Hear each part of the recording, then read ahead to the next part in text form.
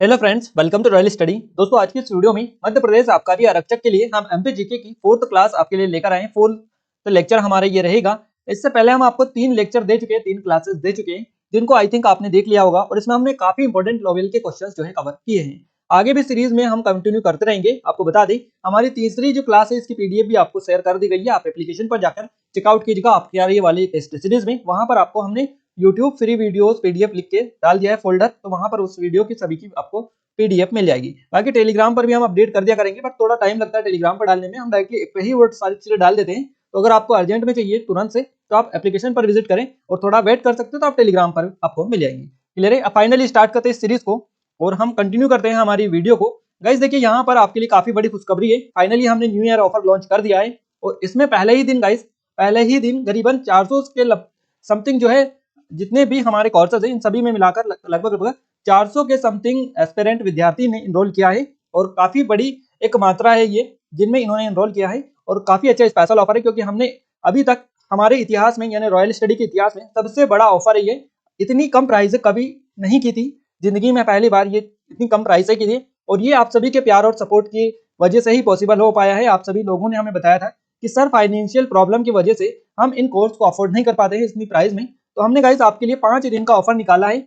ये कब से कब तक चलेगा? तो 30 दिसंबर से 3 जनवरी 2023 तक चलेगा। अगर आप अफोर्ड नहीं कर पा रहे तो ये इससे कम प्राइस में आपको पूरे यूट्यूब पे देख लीजिएगा, कोई भी कोर्स नहीं देगा या टेस्ट सीरीज नहीं देगा। आप इनमें इनरोल करिएगा, कंटेंट आपको पसंद आएगा, आप पहले डेमो चेकआउट कीजिएगा, पसंद आए तो लीजिएगा, अदरवाइज मत लीजिएगा। क्लियर कहना है हमारा, इससे कम प्राइस में आपको कोई भी नहीं देगा, है ना? तो आप अगर चाहते हैं तो आप डेमो चेकआउट करें और इनरोल कर लीजिएगा, क्योंकि ये ऑफर सीमित समय के लिए है। अगर बाद में कहेंगे आप कम कर दीजिए, तो गाइस ये फिक्स प्राइस होती है, ऑफर है। ऑफर एंड होने के बाद में दोबारा से प्राइस कम नहीं होती है। क्लियर है? और लेने से पहले एक बात मैं बता दूं, डेमो जरूर से चेक कर लीजिएगा पहले, क्योंकि आपको सारी चीजें पसंद आना चाहिए तभी आप परचेस करिएगा, है ना? तो ये 30 दिसंबर से 3 जनवरी तक रहेगा और 90% तक की छूट चल रही है हमारे सभी कोर्सेज पर। कूपन कोड क्या है? कूपन कोड है हैप्पी न्यू ईयर। ये आप डाल लीजिएगा। फिर भी आपको लगाना नहीं आ रहा है कूपन कोड, अप्लाई कैसे करते क्या करते हैं, तो आप हमें इस नंबर पर व्हाट्सअप कर दीजिएगा। हम आपको वीडियो सेंड कर देंगे किस तरह से करना है, क्या नहीं करना है, या स्क्रीनशॉट सेंड करके भी आप पूछ सकते हैं, है ना? तो सारी चीजें हम आपको बता चुके हैं। अब हम स्टार्ट करते हैं और इस वीडियो की पीडीएफ फाइल आपको बताई दिया है, टेलीग्राम पर मिल जाएगी और एप्लीकेशन पर मिल जाएगी, दोनों जगह पर। हमारी आपका की जो टेस्ट सीरीज है इस पर भी काफी अच्छा स्पेशल ऑफर चल रहा है। 251 रुपए की टेस्ट सीरीज ओनली ऑन आपको 151 रुपए में मिल रही है और ये 2-3 दिन के लिए है, इसके बाद में प्राइस इसकी बढ़ जाएंगी। अब फाइनली हम स्टार्ट करते हैं गाइस हमारे पहले क्वेश्चन से। हमारा पहला क्वेश्चन बिल्कुल मोस्ट इंपोर्टेंट लेवल का रहेगा। क्वेश्चन है हमारा, मध्य प्रदेश के किस वाटरफॉल जलप्रपात को श्रेष्ठ हॉलीडे अवार्ड 2017 से नवाजा गया है? इस क्वेश्चन का जो सही जवाब रहेगा ये रहेगा हमारा स्नेह जलप्रपात। इसका नाम देखिए, स्नेह जो जलप्रपात है ये स्नेह नहीं है, ये है रन्हे। आपका क्या है? रन्हे जलप्रपात है, रन्हे जलप्रपात है ये आपका। और इसको जो है, इसको मध्य प्रदेश का ये वाटरफॉल है, जलप्रपात है, श्रेष्ठ हॉलीडे अवार्ड 2017 से इसको नवाजा गया है। तो हमारे यहाँ से क्या सही जवाब रहेगा? ये रहेगा हमारा ऑप्शन नंबर सा, रन्हे जलप्रपात जो है इसको नवाजा गया है।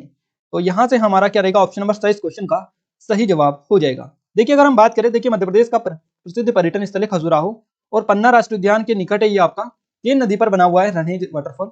केन नदी पर ये बना हुआ है, रन्हे वाटरफॉल है ये, रन्हे जलप्रपात है। इसका नाम आप करेक्शन कर लीजिएगा, रन्हे है ये, ना कि स्नेह है। तो ये करेक्शन है, थोड़ी टाइपिंग मिस्टेक आई थिंक हो गई होगी, तो आप इसमें करेक्शन में करवा दे रहा हूँ आपको। रन्हे इसको कर लीजिएगा। केन नदी पर ये आपका खजुराहो और पन्ना के निकट है, इतना आप याद रखिएगा। और गाइज मई 2017 में देश की जो पसंदीदा वाटरफॉल है, इनके श्रेष्ठ हॉलीडे राज्य पर्यटन विकास निगम को ये जो अवार्ड है ये दिया गया है। और ये किसने दिया है ये अवार्ड? तो ट्रेवल एंड इंफॉर्मेशन पोर्टल है हॉलीडे IQ, इसके द्वारा ये अवार्ड दिया गया है मई 2017 में। तो देश के पसंदीदा वाटरफॉल को श्रेष्ठ हॉलीडे राज्य पर्यटन विकास जो निगम है, इसके द्वारा यह award travel and information portal होता है हॉलीडे IQ का, उसके द्वारा यह अवार्ड मध्य प्रदेश के रन्हे जलप्रपात या रन्हे वाटरफॉल को दिया गया है। अगला क्वेश्चन है हमारा, मध्य प्रदेश की नदियों की प्रकृति किस प्रकार की है? मध्य प्रदेश की नदियों की प्रकृति किस प्रकार की है? मोस्ट इंपोर्टेंट क्वेश्चन है। सही जवाब रहेगा इस क्वेश्चन का हमारा, आप सभी को बताइए, प्रायद्वीपीय होती है मध्य प्रदेश की नदियां, इनकी जो प्रकृति है ये प्रायद्वीपीय है। तो हमारा बी ऑप्शन इस क्वेश्चन का सही जवाब रहेगा। मध्य प्रदेश की नदियों की प्रकृति प्रायद्वीपीय प्रकार की है। और प्रायद्वीपीय का अर्थ क्या होता है ये हम आपको सबसे पहले बता दें कि प्रायद्वीपीय किसको बोला जाता है। प्रायद्वीपीय उसको बोला जाता है वर्षा आधारित होना। क्या होना? वर्षा आधारित होना। मध्य प्रदेश में प्रवाहित होने वाली नदियां वर्षा पर आधारित है। है ना, वर्षा पर आधारित होना, ये अर्थ होता है प्रायद्वीपी का। तो मध्य प्रदेश में जितनी भी नदियां हैं ये सभी वर्षा पर ही आधारित होती है, इसीलिए इनको प्रायद्वीपी नदियां बोला जाता है। ये किसी समुद्र से कनेक्ट नहीं होती है, उसकी वजह से ये बहती नहीं है ना, तो ये वर्षा के ऊपर पूरी तरह से डिपेंड होती है, इसलिए इसको प्रायद्वीपी बोला जाता है। आई थिंक आपको सभी को समझ में आ गया होगा। अब आगे से इस क्वेश्चन को आप 110% लिख के दे सकता हूं मैं आपको कि इस क्वेश्चन का अगर आपकी एग्जाम में क्वेश्चन बना तो बिल्कुल आप इसको सही करके आएंगे, क्योंकि आपके माइंड में छप चुका है कि नदियां की जो प्रकृति होती है मध्य प्रदेश में ये प्रायद्वीपी होती है। और प्रायद्वीपी किसको बोला जाता है, जो वर्षा के जल के ऊपर निर्भर होती है या वर्षा पर आधारित होती है, उनको प्रायद्वीपी बोला जाता है। और मध्य प्रदेश में जो नदियां है ये वर्षा पर ही आधारित है, वर्षा के ऊपर ही डिपेंड है पूरी तरह से। तो ये मध्य प्रदेश में जो वर्षा की प्रकृति है ये प्रायद्वीपी प्रकार की है। क्लियर है, तो आप 110% इसको सही करके आएंगे। अगला क्वेश्चन है हमारा, मध्य प्रदेश में देश की कितनी नदियां बहती है। मध्य प्रदेश में देश की कितनी नदियां बहती हैं, यहाँ पर हमारा जो करेक्ट आंसर रहेगा ये क्या रहेगा, ये रहेगा सर्वाधिक। ऑप्शन नंबर फर्स्ट के साथ में करेक्ट आंसर चला जाएगा कि मध्य प्रदेश में देश की सर्वाधिक नदियां बहती है। फर्स्ट ऑप्शन हमारा करेक्ट आंसर रह जाएगा। देखिए मध्य प्रदेश की अर्थव्यवस्था में नदियों का महत्वपूर्ण स्थान है, और नदियां सिंचाई के साथ ही जल विद्युत जो बनाने के काम में आती है, जल विद्युत का निर्माण भी इनसे बड़ी मात्रा में किया जाता है। तो जल विद्युत के लिए बड़ी उपयोगी सिद्ध हुई है ये नदियां, और इस मामले में मध्य प्रदेश राज्य संपन्न है नदियों के मामले में, क्योंकि मध्य प्रदेश में देश की सबसे अधिक नदियां प्रवाहित होती है। तो नदियों का मायका किसे बोला जाता है, मायका किसे बोला जाता है, नदियों का जो मायका कहा जाता है ये एमपी को ही कहा जाता है। ये क्यों कहा जाता है, क्योंकि मध्य प्रदेश में सबसे ज्यादा नदियां बहती है, सर्वाधिक नदियां, इसीलिए इसको नदियों का मायका भी कहा जाता है। वैसे तो आप सभी को पता ही है कि काफी सारे नामों से मध्य प्रदेश को जाना जाता है, तो इसमें एक नाम नदियों का मायका, इसीलिए इसको कहा जाता है। अगला क्वेश्चन है, मध्य प्रदेश की किस नदी का नाम नामोदोस है। नामोदास भी आपको कहीं कहीं मिल जाएगा, ये नामोदास या नामोदोस है ना। तो ये जो हमारा करेक्ट आंसर रहेगा ये चला जाएगा हमारा ऑप्शन नंबर नर्मदा के साथ में, सी ऑप्शन सा करेक्ट आंसर हो जाएगा हमारा, क्योंकि इसको रेवा के साथ साथ इसको मेकल सुता है ना, मेकल सुता, इसके अलावा गाइस सोमा देवी नामोदास, इन 4-5 नामों से इसको जाना जाता है। इसके अलावा भी और कई सारे नाम है इसके, नमामि देवी नर्मदा के, तो आप याद रखिएगा रेवा, मेकलसुता, सोमा देवी, नामोदास, इन सभी नामों से इसको जाना जाता है नर्मदा नदी को। नर्मदा नदी कहाँ से निकलती है, तो अमरकंटक से ये निकलती है, अमरकंटक मध्य प्रदेश से। यहाँ से 3 नदियां निकलती है, 3 कौन कौन सी है आप नोट डाउन कीजिएगा, एक नर्मदा नदी, दूसरी है आपकी सोन नदी, और तीसरी है आपकी जोहिला नदी। ये 3 नदियां निकलती हैं। अगर हम बात करें नर्मदा नदी की लेंथ की, 1077 इसकी लेंथ है ना, 1077 इसकी लेंथ है, याद रखिएगा। तो टोटल लेंथ कितनी है, तो 13-12 इसकी टोटल लेंथ है, और मध्य प्रदेश में 1077 है, ये भी आप नोट डाउन कीजिएगा। मध्य प्रदेश में सबसे यानी सर्वाधिक जो जलप्रपात देखने को मिलते हैं ये नर्मदा नदी ही बनाती है, क्योंकि मध्य प्रदेश की सबसे बड़ी नदी नर्मदा नदी ही है।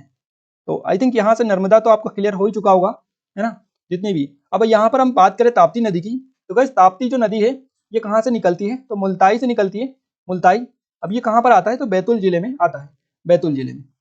इसके अलावा क्षिप्रा नदी कहाँ से निकलती है, तो क्षिप्रा नदी काकरी बल्डी से निकलती है, और ये इंदौर के अंतर्गत आता है ये क्षेत्र आपका। ये क्षिप्रा नदी जो है इसी के निकट ही कालियादह जो पैलेस है, कालियादह पैलेस ये स्थित है। कालियादह पैलेस किस नदी के किनारे स्थित है, क्षिप्रा नदी के, और किस शहर के किनारे है, तो ये उज्जैन शहर के पास में स्थित है। याद रखिएगा, काफी इंपोर्टेंट क्वेश्चन है। उज्जैन शहर जो बसा हुआ है क्षिप्रा नदी के तट पर ही बसा हुआ है। अगले क्वेश्चन की ओर आगे बढ़ते हैं हम। अगला क्वेश्चन है हमारा, भारत के 10वें प्रधानमंत्री श्री अटल बिहारी वाजपेयी का जन्म मध्य प्रदेश के किस शहर में हुआ था। मोस्ट इंपोर्टेंट क्वेश्चन है, सही जवाब रहेगा हमारा ऑप्शन नंबर सी, ग्वालियर में। भारत के 10वें प्रधानमंत्री श्री अटल बिहारी वाजपेयी जी का जन्म मध्य प्रदेश के ग्वालियर शहर में हुआ था, सी ऑप्शन करेक्ट आंसर हो जाएगा। अब बात करें इनके जन्म की, तो इनका जो जन्म हुआ था ये हुआ था 25 दिसंबर को, है ना, और सन अगर आपसे पूछा जाए तो 1924। अभी इनका बेसिकली 25 दिसंबर 1924 को इनका जन्म हुआ था, है ना, 25 दिसंबर अभी निकले हैं, आप सभी को बताइए। और इनके जन्म दिवस को आपके लिए क्वेश्चन ऑफ द डे है हमारा, कि इनके जन्म दिवस को, अटल बिहारी वाजपेयी जी के जन्म दिवस को किस रूप में मनाया जाता है, किस रूप में इसको मनाया जाता है, आप जल्दी से कमेंट कीजिएगा, आप सभी को पता है, और ये क्वेश्चन व्यापम के द्वारा कई बार पूछा गया है, जल्दी से कमेंट करके आप हमें बता दीजिएगा, है ना। इसके अलावा अगर हम बात करें अटल बिहारी वाजपेयी जी की, तो इनको भारत रत्न से कब सम्मानित किया गया है। इनको भारत रत्न दिया गया है 2014 में भारत रत्न से सम्मानित किया गया है अटल बिहारी वाजपेयी जी।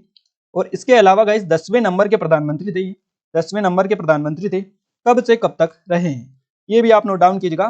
देखिए अटल बिहारी वाजपेयी जी 16 मई 1996 से 16 मई 1996 से ये रहे हैं, और कब तक रहे हैं, 28 मई तक ये रहे हैं, 28 मई 1996 तक, है ना। और वर्ष दोबारा से फिर बने थे, तो ये बने थे फिर 1998 से अक्टूबर 1999 तक ये बने थे, तो ये भी आप नोट डाउन कीजिएगा। 2 बार ये भारत के प्रधानमंत्री रह चुके हैं, काफी इंपॉर्टेंट पॉइंट है इनके बारे में। और ये इसके अलावा गाइज ये कवि भी थे और राजनेता भी थे। राजनेता तो आप क्वेश्चन में ही कवर हो चुका है, इसके अलावा कवि भी ये थे।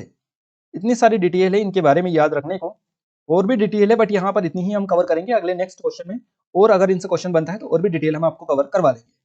गाइज हम आपको बता दें हमारी पटवारी के लिए स्पेशल टेस्ट सीरीज है, ये आबकारी आरक्षक की स्पेशल टेस्ट सीरीज है, और ये एमपी जीके की टॉपिक वाइज टेस्ट सीरीज है, जिसमें 35 पूरे टेस्ट हमने कवर किए हैं, टॉपिक कवर किए हैं, टेस्ट तो और ज्यादा है 70 के समथिंग, बट पूरे टॉपिक होते हैं मध्य प्रदेश के 35, वो टॉपिक पूरे हम कवर किए हैं इस टेस्ट सीरीज में।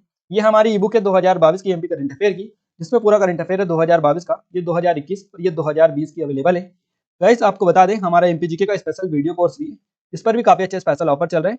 तो गाइस आपको बता दें हमारा जो न्यू ईयर ऑफर है, न्यू ईयर ऑफर ये आपके लिए फाइनली हमने लॉन्च कर दिया है। इस कब से कब तक वैलिडिटी रहेगी इसकी, तो 30 दिसंबर 2022 से 3 जनवरी 2023 तक ये ऑफर रहेगा आपका। इसमें अप टू 90% तक की छूट आपको दी जा रही है, कितने 90% की छूट तक दी जा रही है आपको। और आपको क्या करना है, एप्लीकेशन को डाउनलोड करना है। डाउनलोड करने के बाद में ये सारे कोर्सेज पर, ये देखिए हमने प्राइस टैग भी डाल दिया है आपके लिए, ताकि आप आसानी से समझ सके कौन सा कोर्स कितने का आ रहा है और पहले कितने का आता था। ये एक्चुअल प्राइस है जो आपको मिल रही है, इससे कम प्राइस में कहीं भी आपको नहीं मिलेंगे।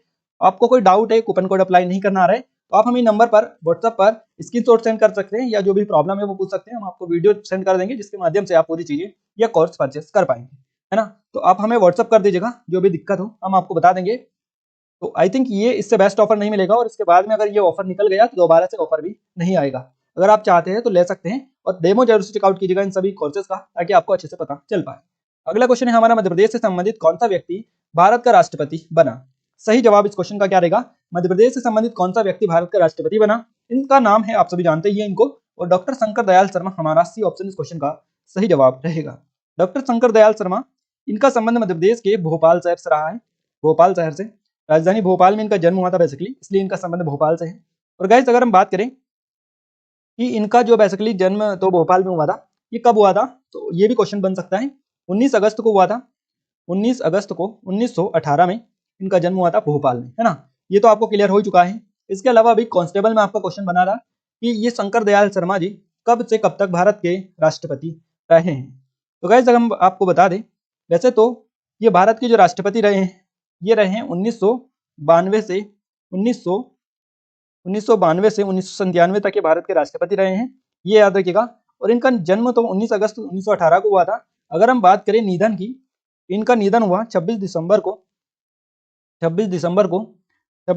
सन क्या था, सन था 1999, है ना, 1999। आप अच्छे से कवर कीजिएगा इसको, काफी इंपॉर्टेंट चीजें। तो ये आप थोड़ी सी चीजें हैं जो आप याद रखिएगा।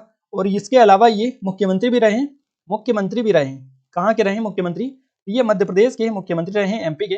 और ये कब से कब तक रहे, तो ये रहे हैं 1952 से 1956 तक ये रहे हैं मध्य प्रदेश के मुख्यमंत्री।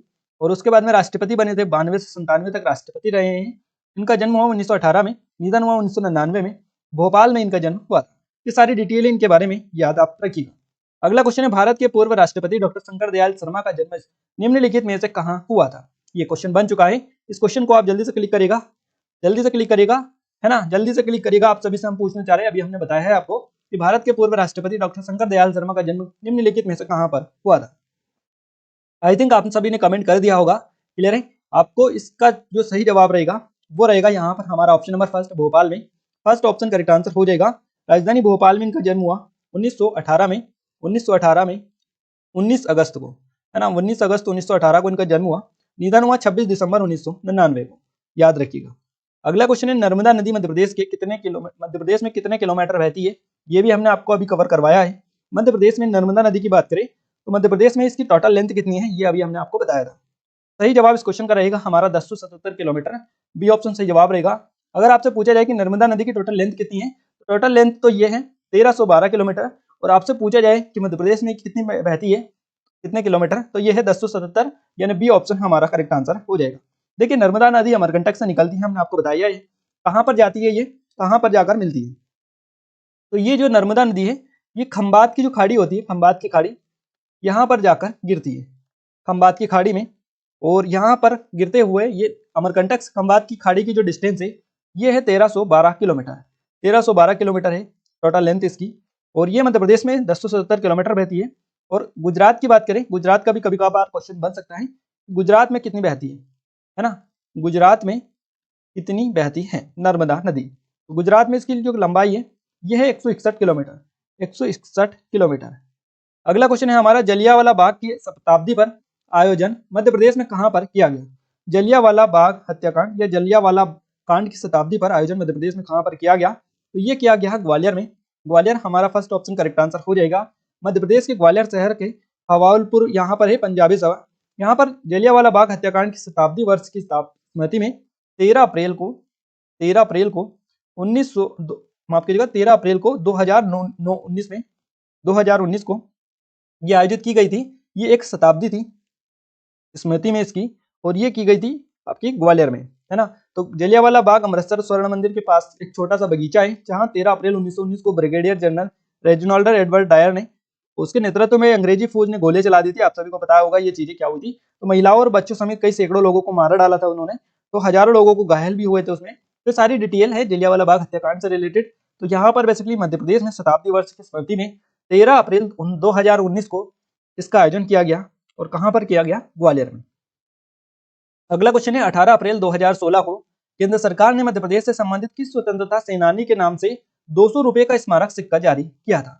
देखिए ये क्वेश्चन इतना ज्यादा, इस तरह के क्वेश्चन से व्यापक करंट अफेयर के फॉर्मेट में पूछता है, 2000 साल पुराने क्वेश्चन भी उठा लेता है। तो याद रखिएगा 18 अप्रैल 2016 को केंद्र सरकार ने मध्य प्रदेश के से संबंधित किस स्वतंत्रता सेनानी के नाम से 200 रुपए का स्मारक सिक्का जारी किया था।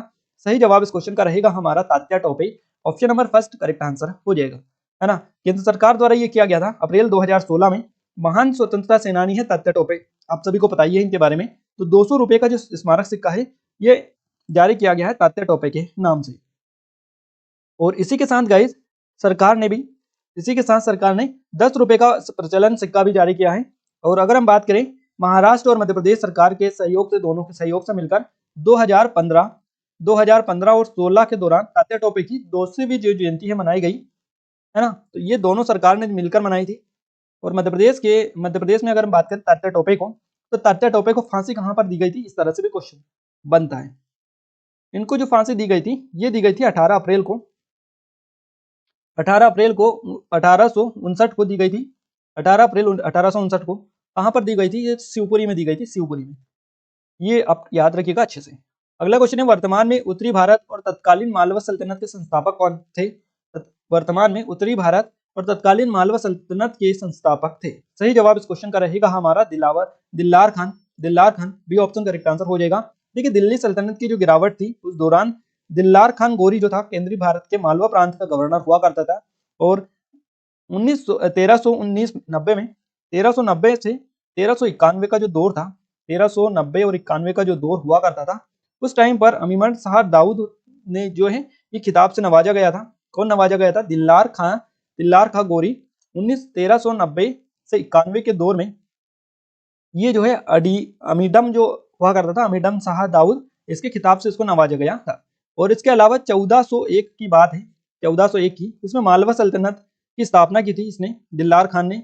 और उसकी जो अपनी मृत्यु के उपरांत थी उसने 1406 में उसके पुत्र होशंग शाह जो था उसको मालवा सल्तनत को ने संभाला था, इसने संभाला था। तो ये होशंग शाह ने संभाला था मालवा सल्तनत को उसके मृत्यु के उपरांत, है ना। तो ये 1406 में हुई थी इसकी मृत्यु, और होशंग शाह इसका पुत्र था। तो दिल्लार खां भी इसको बोला जाता है, दिलावर खां भी बोला जाता है, आप नोट डाउन कीजिएगा, अल्प खां भी इसको बोला जाता है। अगला क्वेश्चन है हमारा, नर्मदा नदी का अप्रवाह तंत्र अप्रवाह जो क्षेत्र है ये कितना है, ये आपको बताना है। नर्मदा नदी का अप्रवाह क्षेत्र आपको बताना है कितना है। सही जवाब रहेगा इसका हमारा 93,180 वर्ग किलोमीटर, 93,180 वर्ग किलोमीटर नर्मदा नदी का अप्रवाह क्षेत्र है। फर्स्ट ऑप्शन हमारा करेक्ट आंसर हो जाएगा। और ये जो नदी है इसका कुल क्षेत्र की अगर हम बात करें तो ये 89.8% की समथिंग जो है ये मध्य प्रदेश में, एमपी में। इसके अलावा 2.7% के समथिंग इसका महाराष्ट्र में एमएच में, और इसका 8.5% के लगभग जो होता है ये आपका गुजरात में रहता है। तो ये एमपी, एमएच और जेजी 3 स्टेट है जहां पर बेसिकली ये रहता है इसका अप्रवाह क्षेत्र। तो 93,180 वर्ग किलोमीटर जो क्षेत्र है ये नर्मदा नदी का अप्रवाह क्षेत्र है, याद रखिएगा। अगला क्वेश्चन है हमारा, निम्न में से कौन कौन सा जलप्रपात नर्मदा नदी बनाती है? इसमें से कौन कौन सा जलप्रपात नर्मदा नदी बनाती है? देखिए, कपिल धारा और दुग्ध धारा ये दोनों नर्मदा नदी बनाती है। मंदार और दर्दी ये भी नर्मदा नदी ही बनाती है। धुआंधार और सहस्त्र धारा जलप्रपात ये भी नर्मदा नदी बनाती है। तो हमारा इस क्वेश्चन का सही जवाब चला जाएगा ऑप्शन नंबर द के साथ में, option number D correct answer हो जाएगा। ये सभी जो जलप्रपात है ये नर्मदा नदी के द्वारा ही बनाए जाते हैं। देखिए, नर्मदा नदी जो है अपने उद्गम से कुछ दूरी पर कपिल धारा जो जलप्रपात है और दुग्ध धारा जलप्रपात इनका निर्माण करती है। कपिल धारा जलप्रपात और दुग्ध धारा जलप्रपात नर्मदा नदी के सबसे नजदीक वाले, अगर आपसे पूछे जाए कि कौन सा जलप्रपात इनमें से नर्मदा नदी के सबसे पास में स्थित है, तो कपिल धारा आपका सही जवाब इसमें रहेगा, कपिल धारा और दुग्ध धारा। इसके अलावा ये जो धुआंधार जलप्रपात है ये आपका कहाँ पर है? तो ये आपका जबलपुर में है। जबलपुर का जो भेड़ाघाट है वहीं पर ये धुआंधार जलप्रपात देखने को मिलता है। और आपका हांडिया जो है, हांडिया बड़वा, यही इसके करीब ही आपका मंदधार जो जलप्रपात है ये देखने को मिलता है, और दर्दी जलप्रपात भी यहीं देखने को मिलता है। तो इस तरह से ये जो जलप्रपात है, और सहस्त्र धारा जलप्रपात कहाँ पर है? तो ये महेश्वर के पास में स्थित है, महेश्वर। इन सभी को याद भी रखिए कौन सा जलप्रपात कहाँ पर है, सारे पूछे जाते हैं। अगला क्वेश्चन है, 27 जनवरी 2020 को मध्य प्रदेश के किस क्रिकेट खिलाड़ी ने अपने पहले रणजी ट्रॉफी मैच के पहले ही ओवर में हैट्रिक लेकर भारतीय रिकॉर्ड बनाया था? मोस्ट इंपोर्टेंट क्वेश्चन है और करंट का क्वेश्चन है 2020 का। 27 जनवरी 2020 को मध्य प्रदेश के किस क्रिकेट खिलाड़ी ने अपने पहले रणजी ट्रॉफी मैच के पहले ही ओवर में हैट्रिक लेकर भारतीय रिकॉर्ड जो है बनाया है? तो इनका नाम है रवि। ऑप्शन बी हमारा करेक्ट आंसर हो जाएगा, है ना। जनवरी 2020 की ये बात है, 2020 की। मध्य प्रदेश और उत्तर प्रदेश के बीच में होलकर स्टेडियम इंदौर में खेला गया रणजी मैच था ये। 27 जनवरी की बात है 2020 की। मध्य प्रदेश के तेज गेंदबाज थे रवि यादव, है ना। ये मध्य प्रदेश के तेज गेंदबाज है रवि यादव। तो इन्होंने भारत के जो घरेलू क्रिकेट जो होते हैं इसमें कीर्तिमान रचते हुए करियर के पहले रणजी मैच की ट्रॉफी को जो है हासिल कर लिया है इन्होंने। हैट्रिक हासिल की है इसमें, बेसिकली ट्रॉफी मैच में हैट्रिक इन्होंने हासिल की है और काफी अच्छा रिकॉर्ड इन्होंने भारतीय रिकॉर्ड बनाया है। तो याद रखिएगा, प्रथम जो श्रेणी क्रिकेट है इसमें पदार्पण करते हुए इन्होंने ओवर में हैट्रिक लेने वाले भारत के पहले गेंदबाज ये बन गए हैं, रवि यादव इनका नाम है। और रवि ने 7वें ओवर की तीसरी जो गेंद थी उस पर आर्यन जुगल का विकेटकीपर अजय रोहरे के हाथ से कैच करवाया था। तो ये याद रखिएगा थोड़ा सा, बाकी इतनी ज्यादा इंपॉर्टेंट नहीं है। अब थोड़ा सा ये मैं पॉइंट बता देता हूँ जो याद रखने वाला है। रवि से पहले 1939 में और 40 में, रवि से पहले 1939 और 40 में दक्षिण अफ्रीका के प्रथम श्रेणी मैच में ऋषि फिलिप जो थे, ऋषि फिलिप इनका नाम याद रखिएगा, इन्होंने हैट्रिक ली थी और उसके बाद में इनके द्वारा ली गई रवि यादव के द्वारा।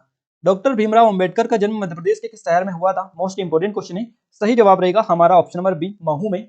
डॉक्टर भीमराव अंबेडकर का जन्म महू में हुआ था, महू में। अब महू का नाम बदलकर क्या कर दिया, डॉक्टर भीमराव अंबेडकर नगर कर दिया गया है। इनका जन्म कब हुआ था, इस तरह से भी क्वेश्चन बन सकता है। जन्म हुआ था इनका 14 अप्रैल को, 14 अप्रैल को हुआ था, है ना, 1891 में, मध्य प्रदेश के महू में, जो कि इंदौर के पास में स्थित है। तो बाबा साहेब के नाम से ये जाने जाते हैं, भीमराव अंबेडकर, संविधान निर्माता भी इनको बोला जाता है, याद रखिएगा। और गाइस इनको 1990 में मरणोपरांत भारत रत्न से सम्मानित किया गया है, भारत रत्न से सम्मानित किया गया है 1990 में मरणोपरांत। और इसके अलावा भी इनके काफी सारी चीजें रही है, काफी ज्यादा चर्चित है। हरियाणों को अत्याचार से बचाने के लिए बाबा साहेब ने अनेक हरिजनों के साथ बौद्ध धर्म स्वीकार कर लिया था, आपको सभी को पता होना चाहिए ये चीजें। तो इस तरह से भी क्वेश्चन बन सकता है कि या इस तरह से भी क्वेश्चन बनेगा आपका कि अनेक लोगों के साथ में बौद्ध धर्म को किसने स्वीकार किया था, निम्न में से बताइएगा। 4 ऑप्शन दे देंगे और आपसे पूछ लेंगे कि इनमें से बताइए किसने अनेक लोगों के साथ में बौद्ध धर्म को स्वीकार किया था। तो क्वेश्चन कैसे भी बने आपका कंसेप्ट क्लियर रखिए, आप अच्छे से उसको कवर कर लेंगे। अगला क्वेश्चन है हमारा, इनमें से किस नेता का जन्म मध्य प्रदेश में नहीं हुआ? इनमें से किस नेता का जन्म मध्य प्रदेश में नहीं हुआ? देखिए, चंद्रशेखर आजाद का जन्म हुआ था झाबुआ जिले के भाभरा गांव में। अब ये कहां पर आता है? तो ये अलीराजपुर जिले में आता है, अलीराजपुर जिले में आता है, झाबुआ अलीराजपुर में आता है, आपको पता होगा। और अब झाबुआ भाभरा जो गांव है, भाभरा, इसका नाम क्या कर दिया है, अलीराजपुर नगर कर दिया गया है। तो ये भी आप अपडेट रखिएगा। भीमराव अंबेडकर का जन्म हुआ था महू में, अभी हमने क्वेश्चन कवर किया है। भीमराव अंबेडकर के नाम पर इसका नाम अंबेडकर नगर कर दिया है। और डॉक्टर शंकर दयाल शर्मा का जन्म कहां पर हुआ था? भोपाल में हुआ था। इन तीनों का तो भोपाल मध्य प्रदेश में ही हुआ था। और मध्य प्रदेश में आपसे पूछा है कि किसका जन्म नहीं हुआ था, तो मोहनदास करमचंद गांधी का जन्म जो है ये मध्य प्रदेश में नहीं हुआ था, इनका कहां पर हुआ था, पोरबंदर में हुआ था। पोरबंदर आपने पढ़ा होगा बचपन में, पोरबंदर गुजरात में इनका जन्म हुआ था, ध्यान रखिएगा। तो इनकी आई थिंक आपने हॉबी भी याद करी होगी, तो उसमें भी पूरा डिटेल में इनका जीवन के बारे में सारी चीजें रहती थी, तो उससे आप आइडिया लगा सकते हैं कि इनका जन्म कहाँ पर हुआ था। अगर आपने काफी दिन हो गए होंगे, वैसे तो सबने पढ़ा होगा बट काफी दिन हो गए होंगे, भूल गए होंगे, तो आप उस तरीके से आइडिया लगा सकते हैं। अगला क्वेश्चन है, हाल ही में रणजी मुकाबले में रिकॉर्ड बनाने वाले रवि यादव मूल रूप से किस राज्य के निवासी हैं? ये क्वेश्चन अभी हमने कवर किया है। और हाल ही में रणजी मुकाबले में रिकॉर्ड बनाने वाले रवि यादव मूल रूप से किस राज्य के निवासी है? इस क्वेश्चन का जो सही जवाब रहेगा हमारा, ये रहेगा हमारा, क्या रहेगा, देखिए यहाँ पर हमारा करेक्ट आंसर हो जाएगा ऑप्शन नंबर सा के साथ में उत्तर प्रदेश से। उत्तर प्रदेश से इनका संबंध है रवि यादव का, तो सी ऑप्शन हमारा करेक्ट आंसर हो जाएगा। देखिए 27 जनवरी 2022 की ये बात थी, हमने आपको पूरी डिटेल में बताया सारी चीजें। तो इन्होंने हैट्रिक बनाई थी और इस तरह की ये मध्य प्रदेश के पहले खिलाड़ी थे। याद रखिएगा, काफी इंपॉर्टेंट क्वेश्चन है और काफी ज्यादा ये पूछे जाते हैं। क्लियर है? अगला क्वेश्चन है हमारा, मध्य प्रदेश की वह पहली महिला अर्जुन अवार्डी खिलाड़ी जिसका जनवरी 2020 में निधन हो गया। और ये मोस्ट इंपोर्टेंट क्वेश्चन है गाइस, मोस्ट इंपोर्टेंट क्वेश्चन है। 3 स्टार इसके सामने आप लगा लीजिएगा, 3 स्टार्स इसके सामने आप लगा लीजिएगा, है ना। यहाँ से क्वेश्चन आपके बनते हैं। अब क्वेश्चन क्या बनता है आपका, कांस्टेबल में भी आपका क्वेश्चन बना था कि मध्य प्रदेश की पहली महिला अर्जुन अवार्डी कौन है, जिनको अर्जुन अवार्ड मिला है, इनका नाम आप बताइए। सुनीता चंद्रा मोस्ट इंपोर्टेंट है, हमारा फर्स्ट ऑप्शन इस क्वेश्चन का सही जवाब रहेगा। सुनीता चंद्रा मध्य प्रदेश की पहली महिला अर्जुन अवार्डी खिलाड़ी है जिनका जनवरी 2020 में निधन हो गया। तो याद रखिएगा, इनसे 110% क्वेश्चन बनेगा। और व्यापम का सबसे फेवरेट क्वेश्चन ये है। व्यापम के कुछ क्वेश्चंस ऐसे है गाइस जो कि सबसे ज्यादा फेवरेट है, और कोई से भी एग्जाम हो क्वेश्चन 110% बनता है। तो इनसे रिलेटेड, सुनीता चंद्रा से रिलेटेड कोई भी क्वेश्चन बनेगा, है ना, एग्जाम में बनना है, कोई भी बन सकता है, याद रखिएगा। अब हम इनके बारे में थोड़ी सी डिटेल आपको बता दें।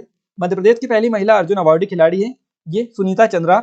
27 जनवरी 2020 को, 27 जनवरी 2020 को मध्य प्रदेश की पहली महिला अर्जुन अवार्डी खिलाड़ी है ये।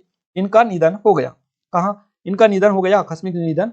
और ये कितने 76 साल के समथिंग की थी, 73 साल के समथिंग की ये थी, याद रखिएगा। और गाइस ये किस खेल से संबंधित थी, तो ध्यान रखिएगा हॉकी से इनका संबंध था, हॉकी से इनका संबंध था। और 1956 से 1966 10 साल का करियर था इनका। 1956 से 66 तक भारतीय महिला हॉकी टीम का प्रतिनिधित्व किया था इन्होंने। 10 साल का ये करियर था इनका, क्या था, कप्तान के रूप में इन्होंने नेतृत्व किया था, प्रतिनिधित्व किया था हॉकी महिला टीम का।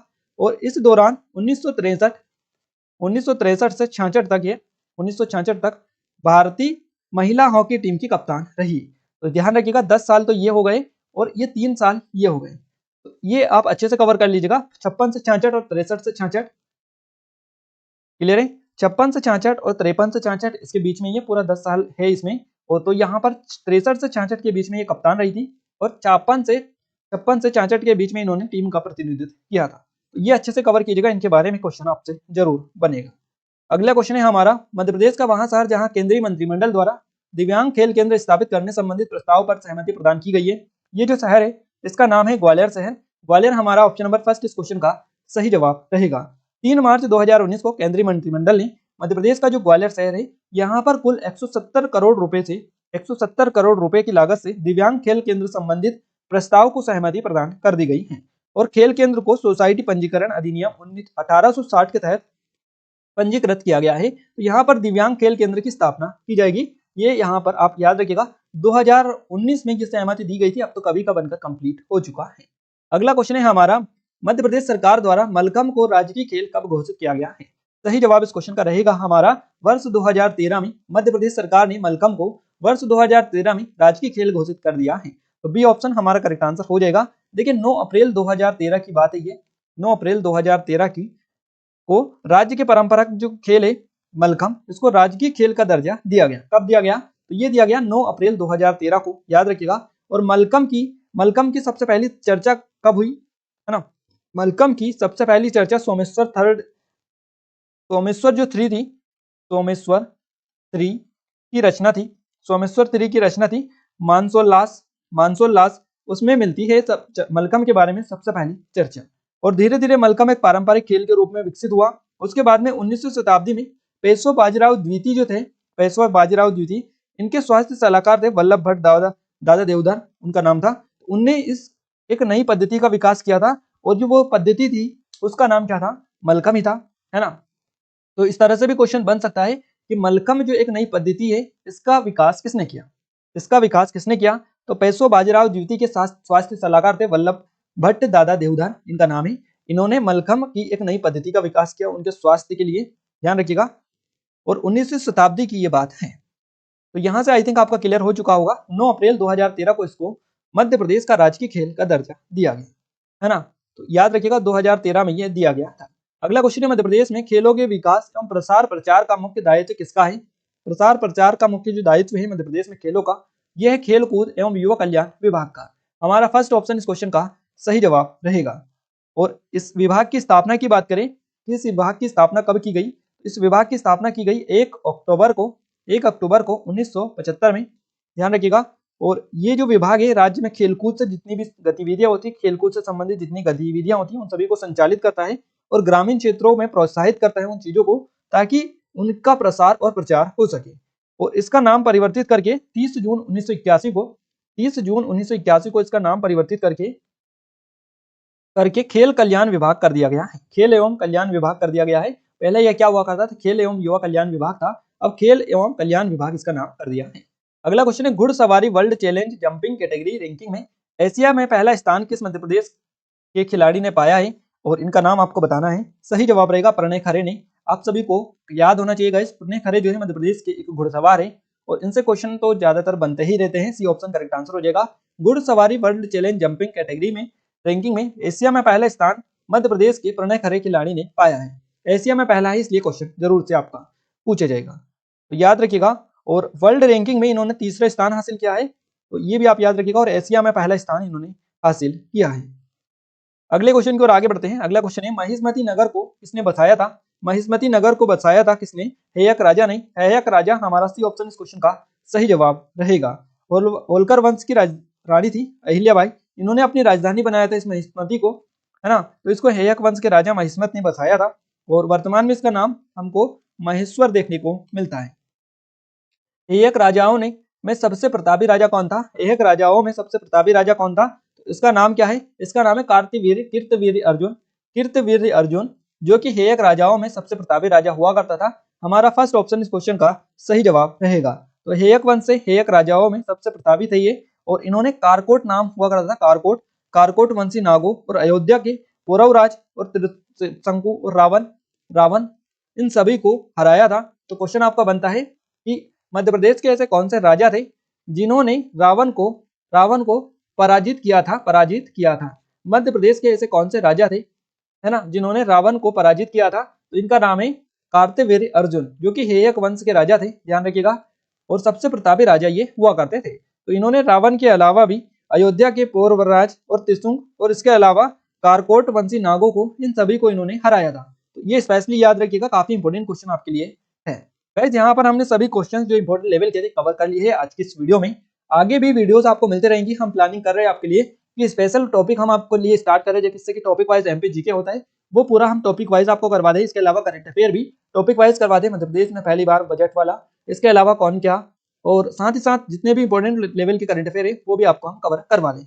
और आबकारी के लिए जितना भी मध्य प्रदेश का और नेशनल का करंट है वो भी आपको कवर करवा दें। तो अगर आप चाहते हैं तो कमेंट में बता सकते हैं। हमने न्यू ईयर ऑफर लॉन्च कर दिया है, अगर आपने अभी तक इनरोल नहीं किया इसमें जल्दी कर लीजिएगा, क्योंकि सीमित समय के लिए ऑफर है और ये ऑफर खत्म होने के बाद में दोबारा से आपको नहीं मिलने वाला है। ऑफर कब से कब तक रहेगा ये हम आपको पहले डिटेल दे दें।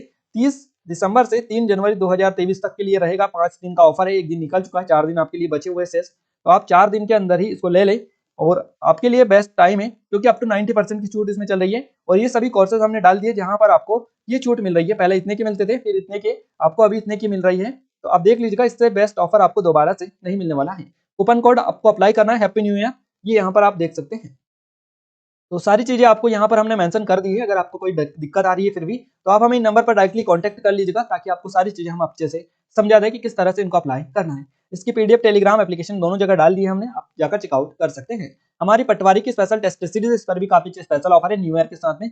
आबकारी आरक्षक और एमपी जीके की टॉपिक वाइज टेस्ट सीरीज है ये। इसके अलावा हमारा एमपी जीके की स्पेशल करंट अफेयर की ईबुक है 2022 की, 2021 और 2020 की अवेलेबल है। इन सभी पर भी आपको काफी छूट दी जा रही है स्पेशल ऑफर के तहत, न्यू ऑफर के तहत। तो आप चेकआउट कीजिएगा, काफी अच्छा स्पेशल ऑफर आपके लिए ये रहेगा। ये वीडियो आपको कैसा लगा कैसा नहीं लगा आप हमें कमेंट के माध्यम से जरूर से बताइएगा, ताकि हमें मोटिवेशन मिले और अच्छे से अच्छी वीडियो आपके लिए लाने की पूरी कोशिश करें। तो अगर आप और कोई भी वीडियो चाहते हैं उसके लिए भी आप हमें कमेंट करके बता सकते हैं। आज के इस वीडियो में बस इतना ही गाइस, मिलते हैं हमारे नई स्टडी वीडियो में, तब तक के लिए जय हिंद, वंदे मातरम।